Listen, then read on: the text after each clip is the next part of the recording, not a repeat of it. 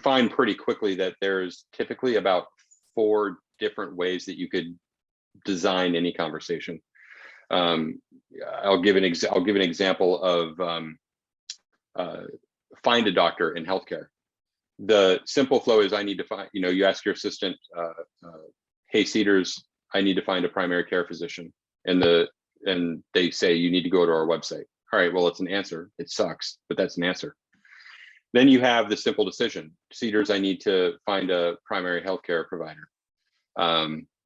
Do you prefer male or female? What area of Southern California are you in? Then you've got simple decision channel transfer, which is starting to get into finding a solution and then moving the answer into another channel. So if you're using a voice assistant that doesn't have a visual UI, finding a physician may be helpful through that manner, may be helpful for the first few steps of that process. But at some point you want to move them over to another channel via an SMS text link, via an email, whatever it may be. If you're doing this on web or mobile, that becomes very seamless. You don't have to worry about involving another channel because you're sitting within the other channel itself.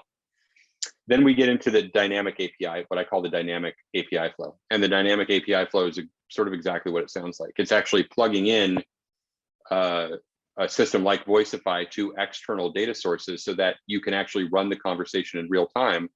What user number 2 says on Tuesday at 9 a.m. may get a different response than what user number 3 says Thursday at 8 a.m. because you're pulling the relevant data points out of their Find a Doctor database in real time to answer the inquiries in the conversation that they're having about you.